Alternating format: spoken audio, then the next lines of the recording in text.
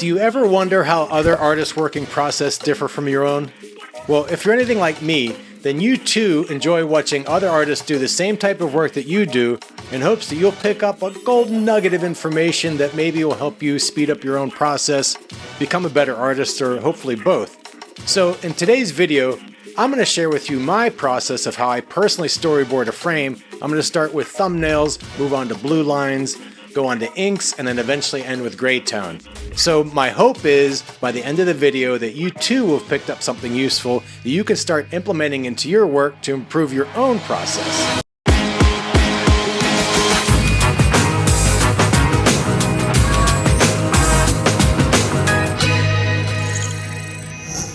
Okay, so here we are starting off with the thumbnail stage. So I'm going to do 3 different versions of these thumbnails, and then I'm going to end up selecting the one I like the most, and I'll take that all the way to finish.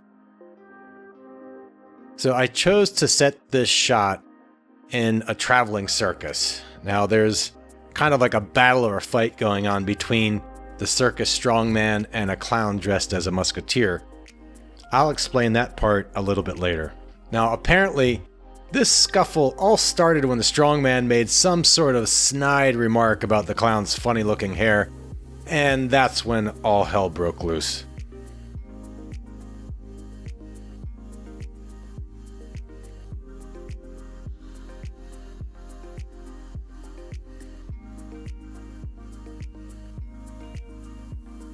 So you can see here, I'm exploring various poses for the fight scene.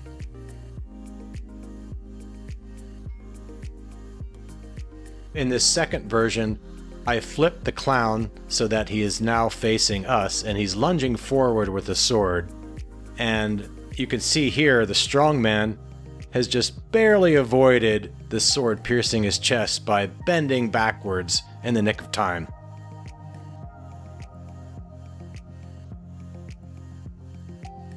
And in the interest of saving time, I'm going to use the same background for all 3 thumbnails. So just the poses of the 2 main characters are going to change.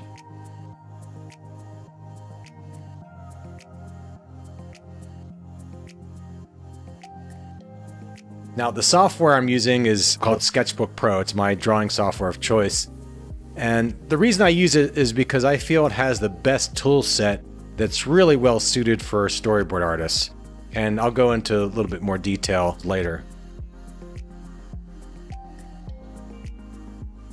Now, after looking at all of the finished thumbnails, I ended up choosing the middle one, which I like best to move forward with. Okay, so now we're in the blue line stage, and when I start to sketch a character, I don't always start with the head. I know a lot of people like to start with the head. Sometimes I will, but it just depends on the pose and how clearly I can visualize it in my head. So often, I'll end up starting with the chest or the hips, as this is what would be considered the core of the body, and then I'll just kind of work my way outwards from there. So in this case, I chose to start with a strongman's shoulder and arm as it just felt right to me. But again, it's not always the same. It varies from pose to pose. I'm moving and scaling him to where I want him to fit within the frame because I unintentionally started drawing him a little bit too large to begin with. Here you can see I'm using the rotate canvas option so I can better draw on the details of the guy's face.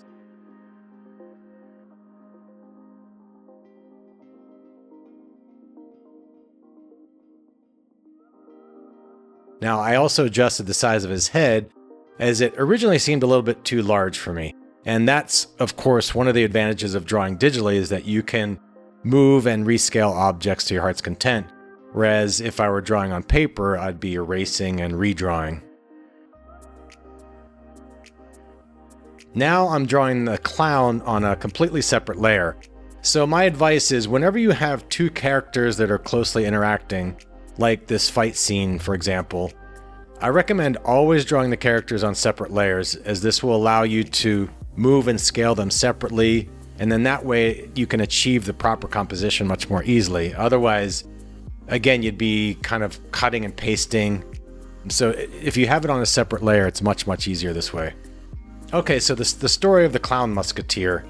You could see from this original sketch, which was done in 2002, I was having a conversation with a friend, and I think I might have come up with it in the first place. I mentioned something about a Clown Musketeer just as a joke, and it seemed kind of funny, and it stuck in my head. And he thought it was funny too, so I ended up doing a sketch one evening, doing like an ink wash version, which you see here, and I sent that to him. And so I've kind of always had this affinity or this appreciation for this character for whatever reason. And so I like to try and put him in wherever I can. And I just thought this would be a good example to use him. You may have noticed if you're looking at the screen that I'm drawing on an XP pen tablet. Now I've worked on Wacom Cintiqs in the past. I've had two actually, but they eventually stop functioning and they're either too expensive to fix or to purchase a new one. So a few years ago, I ended up making the switch to XP Pen, and I've been happy ever since. They're about 1/3 of the price of Wacom's, at least the Cintiqs anyway, and they work pretty much just as well. Now, if you're interested, I'll leave a link to the one I'm using down below in the comments.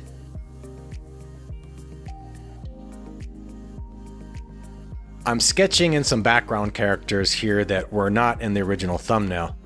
After looking at the background, I thought it was lacking a little bit of life, and I just wanted to add a few more characters in there without going crazy.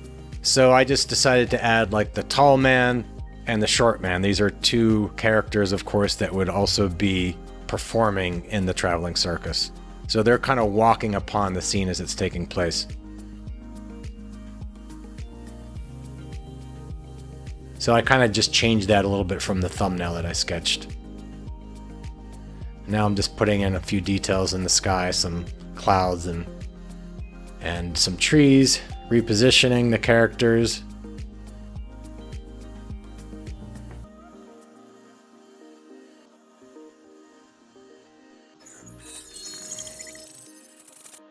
Okay, so now we're in the ink stage, and I start this stage by lowering the opacity of the blue lines to about 15% so I can draw over top of them without being distracted too much.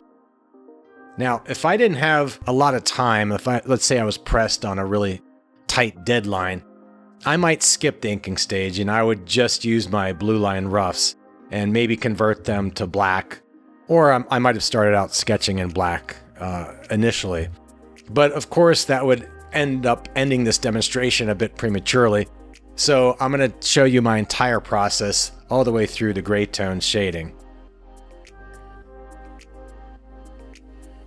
So I should have mentioned this earlier, but what I'm drawing here is more of a detailed keyframe type storyboard rather than a sketchy, loose shooting board, as I'm sure you could tell. I wanted to show you my entire process for how I do more detailed storyboards. Otherwise, if I had done a shooting board demonstration with one frame, it would have been over really quickly.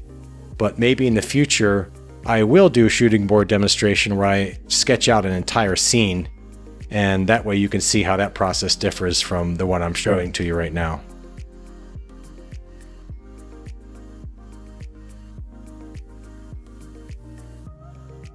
Now I'm inking in the details of the strongman's face here, and of course, he's got to have the obligatory handlebar mustache, right?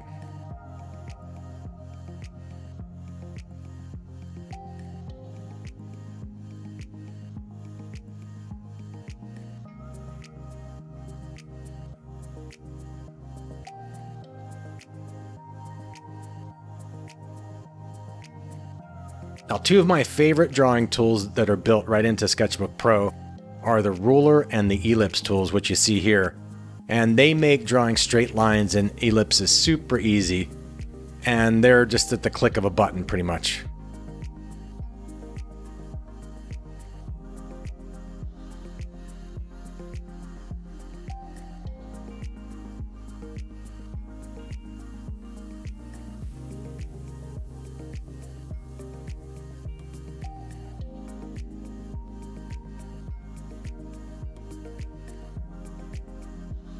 Now you can see here I'm using a lighter shade for the background characters to set them back in the scene and add depth. In fact, I did an entire video on how to add depth to your frames, and I'll link it down below in the comments just in case you haven't checked it out yet. I think it's worth watching. Essentially, you want to use a thicker and darker line for your foreground objects, and then progressively use a lighter tone and a thinner brush as you move towards the middle ground and background in your drawings. This will give you that depth of field effect I talk about so much.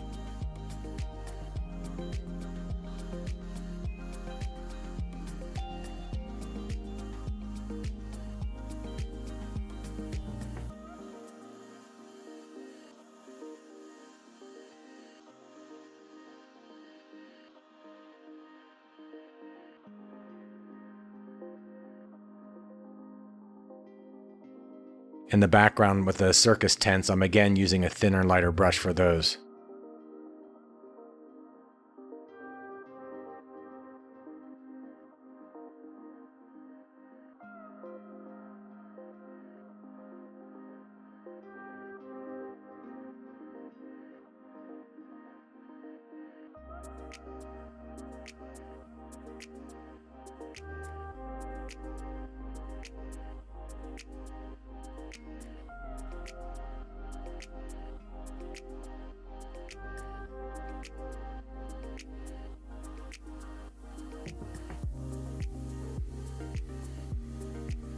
Here I'm adding a bit of detail to the corners of the frame. I kind of like to add something in the corners so they're not bare. To me, it kind of provides a type of vignetting effect that helps to draw the viewer's eye toward the center of the frame where the action's actually taking place. Now here, I unfortunately realized that I had accidentally drawn everything on the same layer instead of keeping the background separate from the foreground. So now I'm making a meticulous lasso selection, and then I'm going to cut and paste the background onto its own layer. Now you might wonder why the heck I'm doing this. I like to have control over the foreground and background separately. And the reason I do that in this particular instance is because I'm going to blur the background, as you can see what I'm doing here. I just add a slight bit of blur to the background to again further set it back in the image. If everything was sharp and focused, then it tends to flatten out the image, and I'm trying to create a sense of depth, just like a real camera lens would. Okay, now we're on to the last stage, which is the shading stage. And what I automatically do is I set my shading layer to multiply so that it won't affect my inks. This way, it's only going to darken the lighter areas of the frame. Now I start off, as you'll notice here, I like to add a bit of light gray over the entire image. So what this allows me to do is to use the eraser tool eventually to cut in highlights where the light is coming from. So I mean, I suppose you could do this if you just used a white ink, but for whatever reason I prefer using the eraser tool and just cutting them in. I've established a point of light, which is the sun in the sky, as you can see here. And so everything has to correlate perfectly to the sun now in terms of the lighting direction. So that's why I'm adding shade to the left side of the character's body. It's their right side, but our left side, screen left.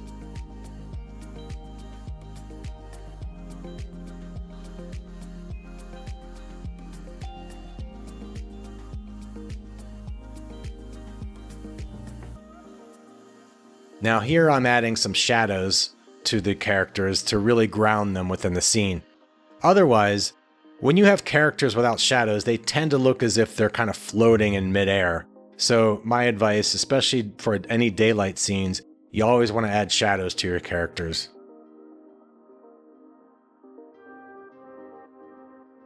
Now I'm just adding some finishing touches before I call it a day. And unfortunately, I have a tendency to sometimes to noodle a bit too much in this stage. I'm not sure why, I just can't help it sometimes.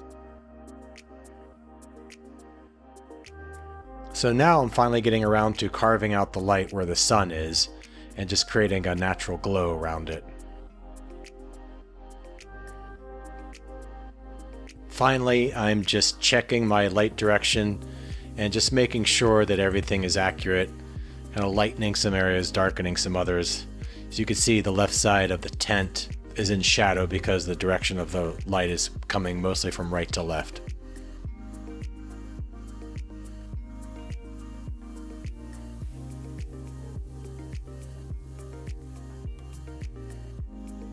Okay, well there you have it. Here's how the finished frame turned out.